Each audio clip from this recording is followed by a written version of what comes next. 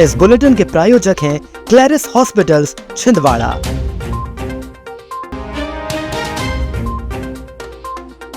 Barricade तोड़कर भाग रहे गांजा तस्करों को पुलिस ने घेरा, 300 किलो गांजा और पिस्तौल बरामद।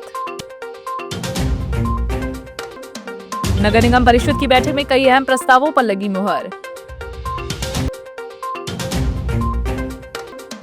पूर्व अतिथि शिक्षिका ने लगाया बदनाम करने की साजिश का आरोप, कलेक्टर से जांच की मांग। नशे में धुत एम्बुलेंस चालक ने खड़ी कार को मारी टक्कर, दुकान में जा घुसी गाड़ी।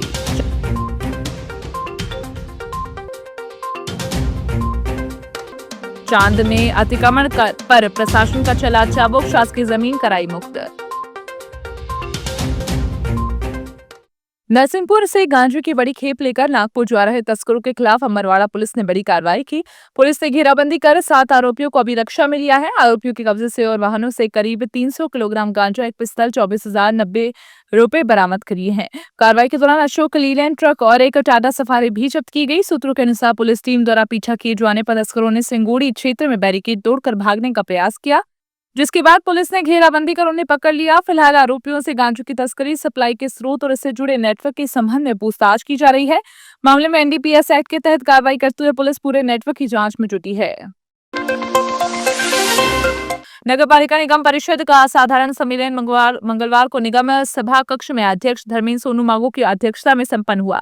बैठक में शहर के विकास, जनहित से जुड़े कई महत्वपूर्ण प्रस्तावों को सर्वसम्मति से मंजूरी मिली। परिषद ने बोदरी पुल के पास चंदन गांव स्थित निगम भूमि के अंतरण Madhya Pradesh urban captive solar project के तहत और ऊर्जा संयंत्र स्थापना, जेल बगीचा भूमि पर मास्टर प्लान 2035 के अनुसार विकास, पाटनी टॉकी से कोतवाली तक मार्ग का नाम श्री रूपचंद रायचंद सेवक मार्ग रखने के प्रस्ताव को स्वीकृति दी। बैठक में आयुक्त चंद्र प्रकाश राय, सांसद और विधायक प्रतिनिधियों सहित पार्षद और निगम अधिकारी मौजूद रहे। शासकीय माध्यमिक शाला बिछुआरी की पर्व अतिथि शिक्षिका दीपिका राठौर ने प्रधान पाठक को कुछ ग्रामीणों पर उन्हें बदनाम करने की साजिश रचने का आरोप लगाया। उन्होंने कलेक्टर को ज्ञापन सौंपकर मामले की निष्पक्ष जांच की मांग की। शिक्षिका का आरोप है कि 15 अगस्त को ग्राम सभा के दौरान बच्चों को बहला फुसलाकर उनके खिलाफ झूठे और आपत्तिजनक बयान दिलवाए गए। उन्होंने कहा कि जांच के दौरान उनका पक्ष भी पर्याप्त रूप से नहीं सुना गया। शिक्षिका ने उच्च स्तरीय जांच कर दोषियों पर कार्रवाई की मांग की। स्कूल में मेरे खिलाफ षड्यंत्र रचा गया था। बच्चों को बहला फुसला के वहाँ के प्रधान पाठक और मेरे बीच में अवैध संबंध के बारे में बोला गया था, जबकि ऐसा कुछ भी नहीं था। एक्चुअल में 15 अगस्त के दिन पूरी ग्राम सभा हुई थी, तो वहाँ पर सभी ग्रामवासी लोग आए थे और पूर्व अतिथि शिक्षिका भारती नागले के खिलाफ ये सारा षड्यंत्र रचा गया था, मुझे बदनाम करने के लिए। सरासर गलत है। बच्चों को बहला फुसला के मेरे ऊपर आरोप लगाया गया है। लालबाग रोड स्थित वीटू मॉल के पास मंगलवार को एक एम्बुलेंस चालक ने नशे की हालत में वाहन चलाते हुए गाड़ी खड़ी कर जोरदार टक्कर मार दी। टक्कर के बाद एम्बुलेंस अनियंत्रित होकर श्रीनिवास जनरल स्टोर में जा घुसी। हादसे में खड़ी गाड़ी के साथ ही दुकान का सामान भी क्षतिग्रस्त हो गया। घटना के बाद मौके पर लोगों की भीड़ जमा हो गई। हादसे में किसी के घायल होने की जानकारी सामने नहीं आई है। चांद तहसील क्षेत्र में मंगलवार को अतिक्रमण के खिलाफ प्रशासन ने कार्रवाई करते हुए शासकीय जमीन को अतिक्रमण से मुक्त कराया। नगर परिषद चांद एवं भू राजस्व अमले की संयुक्त कार्रवाई में पंचकोड़ी लाल यादव द्वारा कब्जाई गई शासकीय भूमि को मुक्त कराया गया। अतिक्रमणकारी पंचकोड़ी लाल यादव का आरोप है कि कार्रवाई से पहले उन्हें कोई सूचना या नोटिस नहीं मिला। उन्होंने प्रशासन से अपना सामान स्वयं हटाने के लिए 2-4 दिन का समय देने की अपील की, लेकिन उन्हें समय नहीं दिया गया। वहीं नगर परिषद सीएमओ दिव्या झावरे की मौजूदगी में प्रशासनिक अमले ने कार्रवाई को अंजाम दिया। तो बिजली विभाग में शिकायत है सर, वो 28 शिकायत है, वो उनके पास भी है सर, वो उनसे पूछिए। नहीं, कलेक्टर साहब की उस दिन 21 तारीख को कलेक्टर साहब से भी बहस हुई थी मेरी, उन्होंने मेरी एक बात नहीं सुना है। आप शिकायत दर्ज करिए और अभी सीएम को दीजिए। सूचना हटाने के 3 दिवस पूर्व सूचना दी जाती है, वो भी सूचना नहीं दी गई। 24 घंटे पूर्व, अभी 1 घंटे पूर्व भी सूचना दी जाती है। अभी मैं अपने काम में लगा था, मेरे परिवार के सदस्यों ने बताया कि जेबीसी मशीन आई है। हमने कहा तोड़ने दो, हम डरते नहीं, यदि अतिक्रमण होगा तो बिल्कुल चला जा, हम तोड़ने के लिए तैयार। मैंने ये पेड़ पौधे भी लगाए हैं, एक पेड़ माँ के नाम लगाया। कलेक्टर महोदय से उस दिन शिकायत किया था, तो बोले आपने पेड़ लगाए, तो पेड़ लगाना गुनाह है क्या? मैं भी मोदी का कार्य करता हूँ और मैं मोदी हूँ। यदि हिम्मत है तो आ जाए कोई मैदान में। ये कलेक्टर की तानाशाही, अंग्रेजी शाही नहीं चलेगी। अनावेदक है जो पीएल यादव जी हैं उनको भी चेतावनी दी गई, उनको नोटिस भी दिया गया तहसील की तरफ से प्रॉपर। उसी के बाद उनको पहले भी यह बताया गया था कि आप इसको हटवा दीजिए, पर उनके द्वारा यह नहीं हटवाया गया। फिर कलेक्टर सर के जो जन विश्वास अभियान है उनके तहत कहा गया कि अतिक्रमण की कार्रवाई हटानी चाहिए। उसी आधार पर तहसीलदार महोदय के द्वारा समांकन किया गया और हमने अतिक्रमण की कार्रवाई। मंगलवार को आयोजित जनसुनवाई में कलेक्टर हरि नारायण ने 158 आवेदकों की समस्याएं सुनी। जनसुनवाई में सीमांकन, नक्शा दुरुस्ती, अतिक्रमण हटाने, सड़क नाली निर्माण, अनुकंपा नियुक्ति, प्रधानमंत्री आवास, किसान सम्मान निधि, बिजली पानी सहित विभिन्न समस्याओं से संबंधित आवेदन प्राप्त हुए।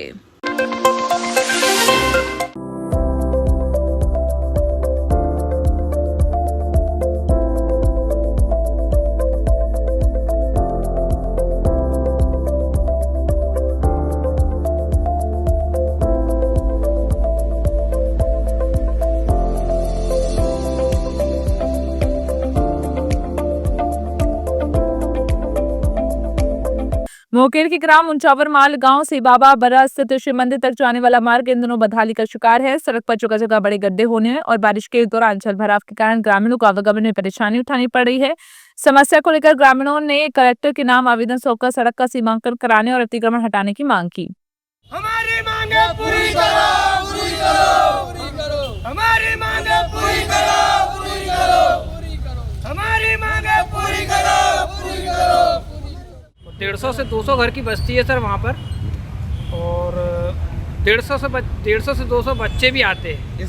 बच्चों को आवागमन में बहुत समस्या जाती है, स्कूल से आने जाने में बच्चों को, प्लस आने जाने वाले रास्ते से आने जाने वाले किसान हैं, बहुत से लोग हैं सर जिनको बहुत समस्या जा रही है। उसका कीचड़ वीचड़ से लेके हर चीज़ में परेशानी जा रही है।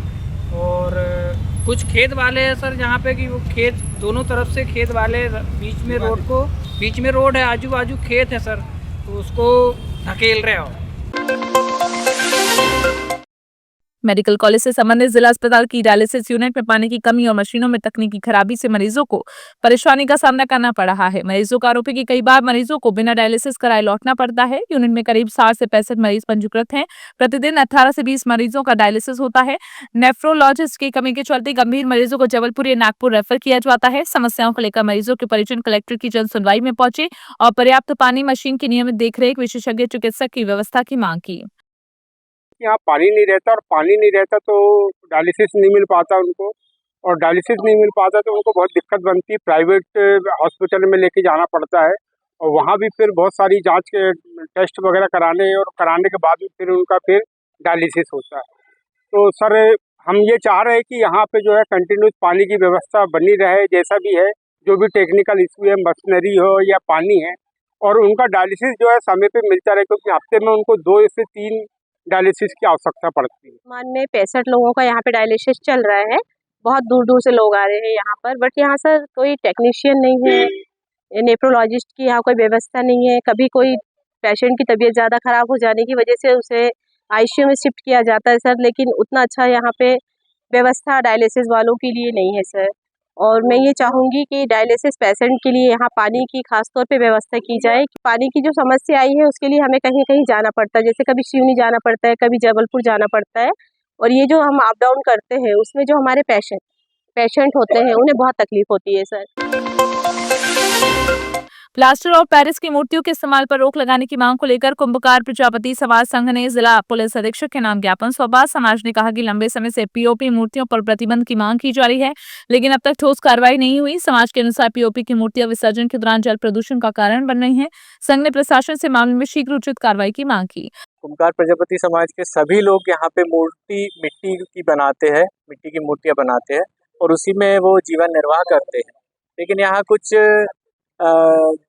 अलग जाति के लोग जो है या जो व्यापारी बंधु है वो पीओपी की मूर्तियाँ खरीद के लाके और उसका विक्रय करते हैं, जिससे यहाँ के रहवासी कुम्हारों को बहुत नुकसान होता है उनका। लेकिन यहाँ पे अभी की जानकारी के अनुसार कम से कम 4 ट्रक माल उतर चुका है, 4 ट्रक मूर्ति पीओपी की उतर चुकी है, जिससे यहाँ पे जल प्रदूषण भी होता है।